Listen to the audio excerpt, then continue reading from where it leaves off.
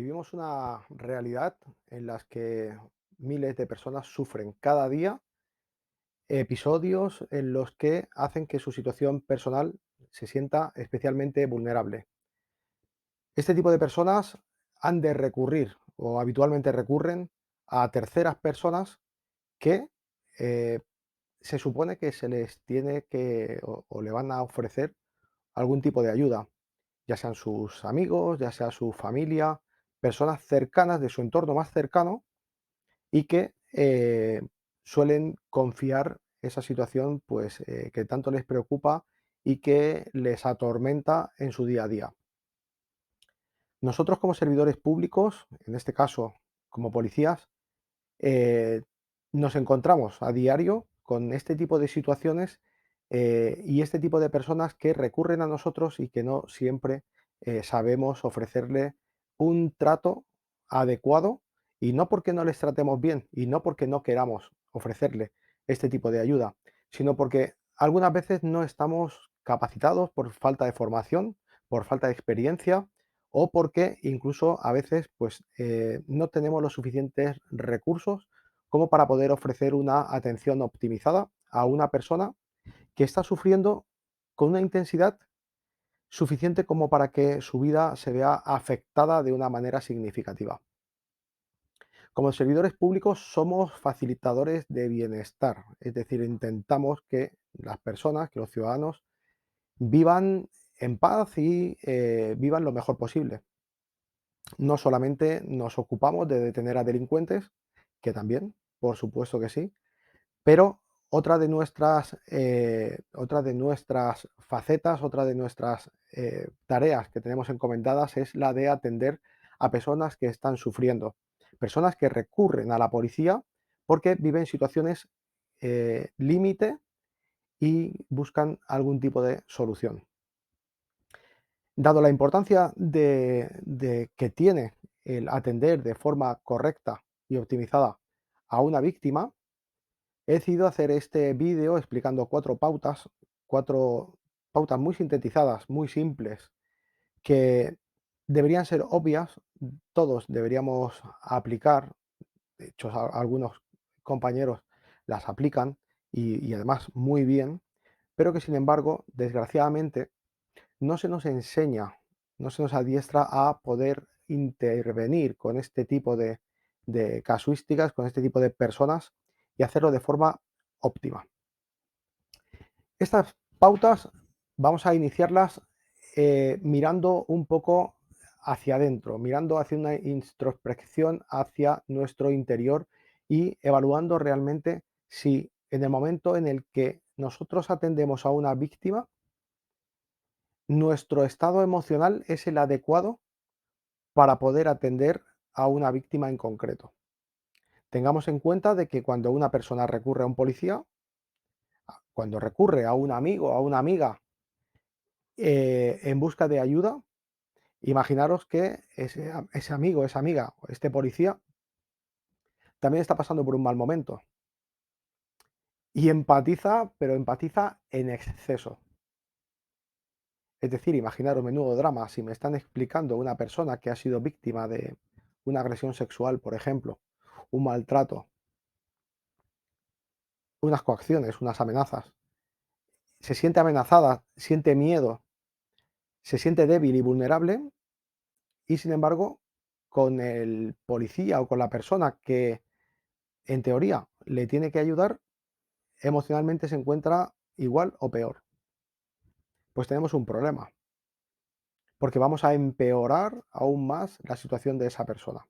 Porque tengamos en cuenta de que nuestras emociones, igual que de la misma forma que las emociones de esa víctima van a afectar al policía, y sobre todo si el policía está emocionalmente inestable, van a afectar al policía, también va a ser al revés. Es decir, las emociones que perciba esta persona del policía van a tener una afectación directa en cómo se va a marchar esa persona de comisaría y cómo posteriormente va a afrontar su problema. Por eso que a veces intentamos, con la mejor de nuestras intenciones, intentamos ayudar, pero no lo hacemos.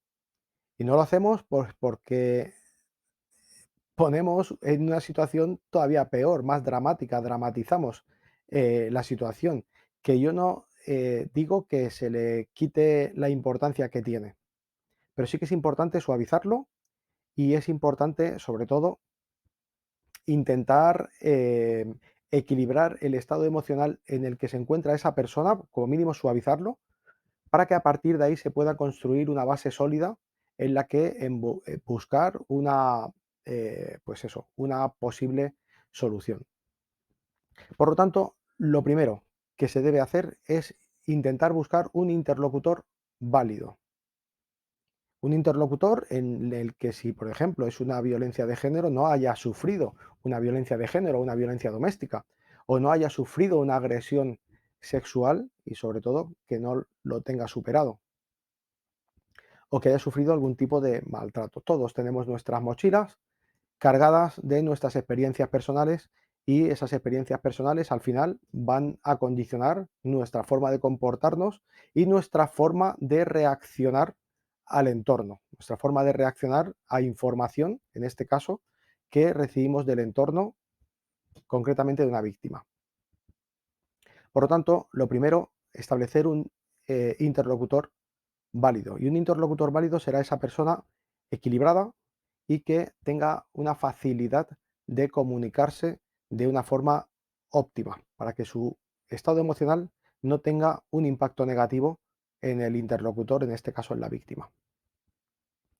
En primer lugar, lo que yo recomiendo es no ofrecer o no decir de forma imperativa qué es lo que tiene que hacer esta persona. Es decir, que si esta persona nos está diciendo que ha sido víctima de una agresión física por parte de su pareja,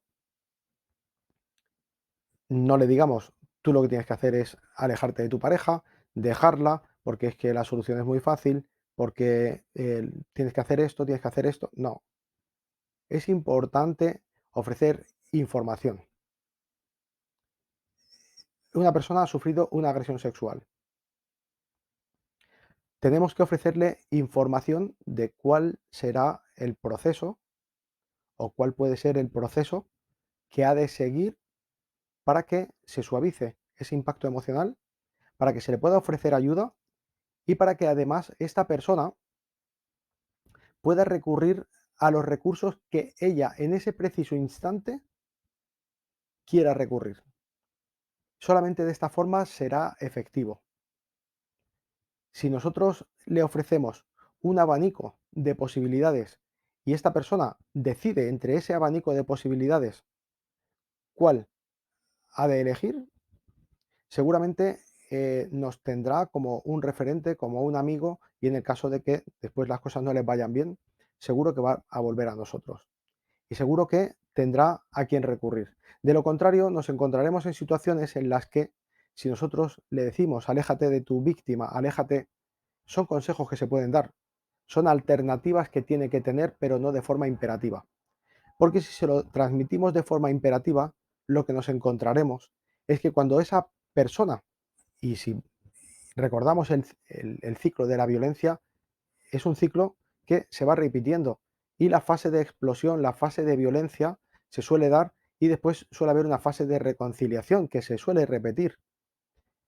Si esa persona finalmente decide después volver con su pareja y no hacernos caso o no seguir las pautas que les hemos dado o aquello que le hemos dicho de forma imperativa, difícilmente, solamente ya por vergüenza, no va a volver a recurrir a nosotros. Ahora bien, si nosotros lo que hacemos es ofrecer posibilidades y a partir de ahí que esa persona tenga la capacidad de poder decidir, tenemos muchísimo terreno ganado. Después es importante también, otro punto que es muy importante, es tener un trato asertivo. Es decir, no tenemos que mentir a esa persona, tenemos que ser asertivos, es decir, a veces las realidades posiblemente no vayan a gustar, pero nosotros si algo es de una forma, no podemos inventarnos que será de otra. Las podemos suavizarlo con las palabras, pero no podemos inventar situaciones que después no se van a cumplir, porque nos desacreditaríamos y también nuestra autoridad, en este caso, se perdería. Por tanto, seamos asertivos, digamos las cosas que tenemos que decir de una manera suave, sin herir, o como mínimo intentando suavizar al máximo el impacto emocional que recibirá esa persona con esa información. Lo siguiente será establecer una comunicación efectiva. Favoreceremos que haya una comunicación. Intentaremos establecer rapport con esta persona. Facilitaremos que se sienta bien, que con nuestra presencia se sienta cómoda, se sienta o cómodo, se sienta de forma, em, de forma cómoda para que la comunicación fluya y para que se establezca una comunicación efectiva. Evitemos sobre todo el no te preocupes que yo sé cómo te sientes. A ver, si tú no has sufrido una agresión sexual, si tú no has sufrido nunca malos tratos, es imposible que sepas cómo se siente. De hecho, no se lo van a tomar a bien el que digas, sé cómo te sientes, cuando esa situación para ella es dramática y, por ejemplo, una persona que incluso ha pensado en quitarse la vida como última opción porque no ha encontrado ningún otro recurso, podemos decirle, sufriendo lo que tú estás sufriendo, posiblemente yo haría lo mismo. Cambia mucho del yo sé cómo tú te sientes. Si tú no has sufrido una agresión, si tú no has sufrido un maltrato, si tú nunca has sido víctima o una víctima en una situación tan dramática como esta persona, no vas a saber cómo se siente. Y si no lo sabes, es mejor que no lo expreses. Es mejor que le transmitas que en una situación como la que están describiendo, posiblemente tú reaccionarías igual. Con esto puedes generar empatía, con esto puedes generar rapport, con esto puedes ser cercano y llegar a establecer una comunicación efectiva. Pero tengamos mucho cuidado con la forma de expresarnos con una víctima. Podemos facilitar esa comunicación, ese rapport, a través de nuestra comunicación no verbal. También de la verbal, por ejemplo, a través del parafraseo.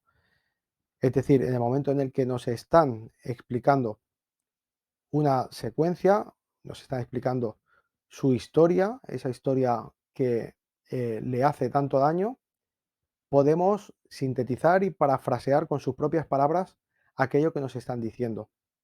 De esta forma, primero vamos a constatar de que lo que nos están diciendo lo hemos entendido bien y la otra persona además se va a dar cuenta de que estamos prestando atención. Pero ahora vamos a ir con unos consejos relacionados con la comunicación y con la comunicación, en este caso, con la comunicación no verbal. Vamos a ver algunos de los canales de comunicación no verbal que son elementales a la hora de establecer una comunicación efectiva con una víctima. En primer lugar, algo muy sencillo, que es respetar el turno de palabra. Son normas de comunicación básicas, pero que no siempre hacemos. Y no siempre hacemos sin ningún tipo de mala intención. No siempre lo hacemos a veces porque pues tenemos ganas de querer ayudar a esa persona.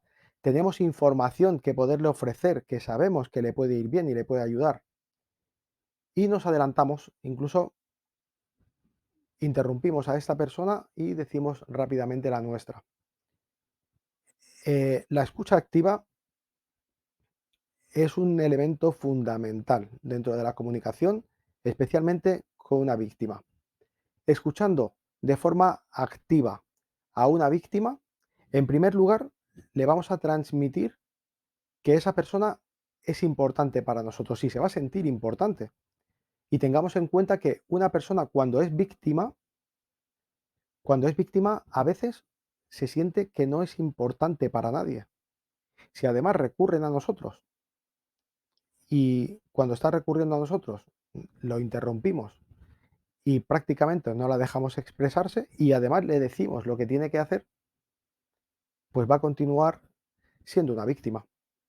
Y ya no solamente con su entorno, con su problema, sino también con nosotros. Se va a sentir poco comprendido o poco comprendida y de esta forma pues no seremos un buen recurso, o por lo menos no nos tendrá como un buen recurso a la hora de pedir ayuda. Otra cosa que tiene importante y beneficioso la escucha activa es que si permitimos que esa persona nos narre su historia de principio a fin, tendremos a disposición toda la información que nos interesa para poder optimizar la solución o el recurso que le podremos ofrecer a esa persona. Por eso la escucha activa es algo tan importante. Además, tengamos en cuenta también que en el momento en el que esta persona está viendo que estas pautas de comunicación, ese turno de palabra, es decir, mientras tú hablas, yo escucho y cuando yo hable, escuchas tú. De forma, eh, de una forma prácticamente automática, se va a producir esa conexión. Y si tú respetas el turno de palabra, tendrás la autoridad suficiente como para poder exigir después que ese turno de palabra se respete cuando tú hablas. Otro canal importante es el canal oculésico, a través de, en este caso, del contacto visual. Tengamos en cuenta que el contacto visual es importante para demostrarle a la otra persona que eres importante para mí. Es decir, mientras interlocutor, mientras emisor y receptor del mensaje se están comunicando, por regla general, se establecerá un contacto visual. Ahora bien, tengamos en cuenta de que el contacto visual es un arma de doble filo si no se utiliza de forma correcta.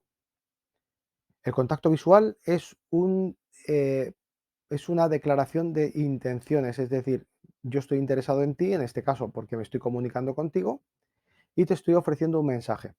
Ahora bien, yo recomiendo hacer barridos visuales, no tener un contacto visual directo y fijo con esta persona hacia los ojos, porque eso genera también impacto emocional. Vamos a incluso llegar a desestabilizar a esa persona y vamos a romper la comunicación. Tengamos en cuenta de que para que haya una comunicación y esa comunicación sea válida, sea eh, efectiva, el estado emocional de interlocutor, perdón, de receptor y emisor del mensaje debería ser lo más estable posible. Ya partamos de la base de que una víctima, cuando recurre a un servidor público, en este caso a un policía, eh, se encuentra en una situación especialmente vulnerable, es decir, ahí ya no hay estabilidad. Cuanto menos intentemos que esa inestabilidad sea lo más suave posible, ¿vale? Que no, por lo menos que no crezca.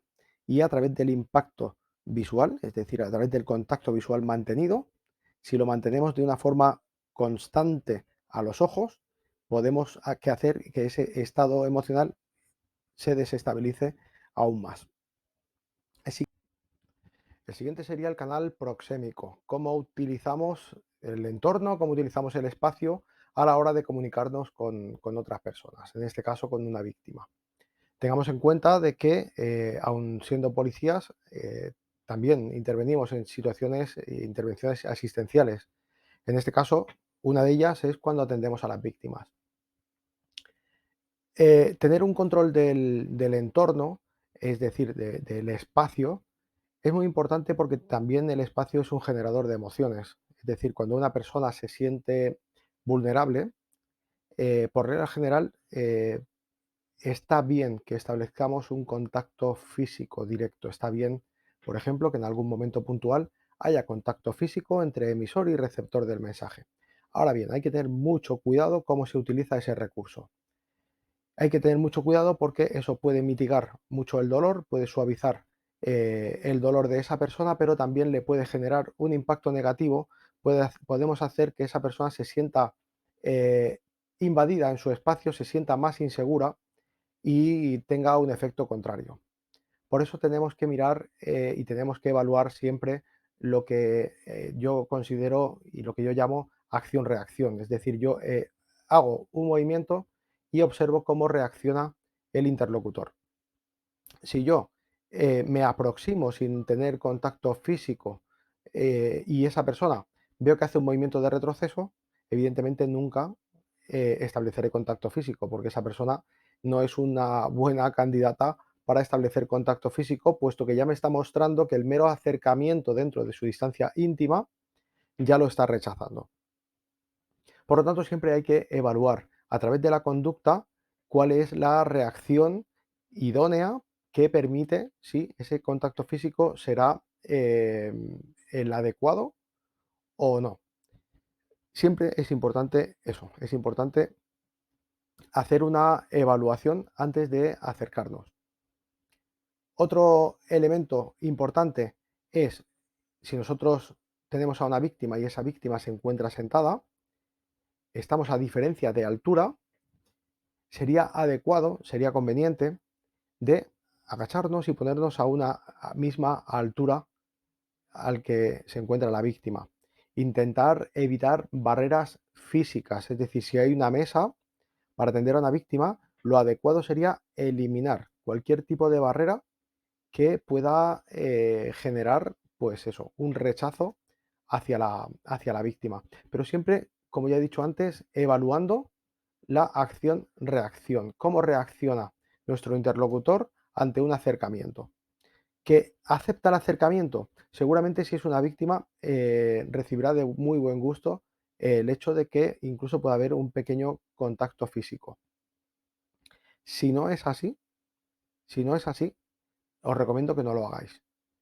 También os comento y recomiendo de que si es la víctima la que quiere ese acercamiento, es decir, que te toca, no nos alejemos nosotros, ¿de acuerdo? Intentemos ser cercanos. Tengamos en cuenta de que no es un delincuente, es una víctima y no estamos en situación de riesgo. Siempre todo esto es muy valorable, ¿vale? Pero por reglas generales suele ser así. Siempre yo digo que siempre hay que evaluarlo en función de otros parámetros, pero en términos generales y en líneas generales sería de esta forma. Y por último, el canal paralingüístico. ¿Cómo? No, por último no, este es el penúltimo. Cómo afecta nuestra voz a través de nuestras emociones, nuestra voz, cómo afecta a nuestro interlocutor. Si una víctima viene nervioso y nosotros le transmitimos con nuestra voz que también estamos nerviosos, pues imaginaros el impacto que va a tener. Si nosotros hablamos rápido, hablamos muy alto y muy fuerte, utilizamos un ritmo muy elevado, no hacemos pausas, no vocalizamos. Todo eso hace que el mensaje se distorsione y no llegue de forma adecuada, además de transmitir un estado emocional inapropiado para gestionar a una víctima. Y por último, hablaríamos de las emociones, de las expresiones faciales. ¿Qué emociones transmitimos a nuestro interlocutor mientras nos están explicando sus vivencias, su problema? Intentemos, intentemos de forma consciente reprimir al máximo nuestro estado emocional a través de nuestra expresión facial. Imaginaros que nos están explicando una agresión sexual, una violación y a través de nuestra conducta, nuestras expresiones faciales, incluso eso, a través de nuestra conducta nosotros nos echamos la mano a la cara, nos echamos las manos a la cara, ponemos expresión facial de miedo, de asco. Estamos transmitiendo emociones que nuestro interlocutor está recibiendo y que le están afectando. Y por lo tanto vamos a tener agravado el problema inicial. Estos son los canales principales y de una forma muy sintetizada y muy resumida de cómo atender a una víctima. Como resumen general de todo, yo me quedaría con que tenemos que atender a una víctima de la forma que menos impacto emocional le generemos, que no le provoquemos una situación más complicada de la que ya tiene. Que cuanto menos, si no le podemos dar una solución, que suavicemos el problema que ya tiene. Espero que este vídeo, estos minutos de vídeo hayan sido útiles, que te sean útiles y que, bueno, pues estas pequeñas pautas te sirvan para que la próxima vez que estés frente a una víctima, ese trato esté más optimizado y la ayuda que le podamos brindar a esa persona sea mucho mejor. Un saludo.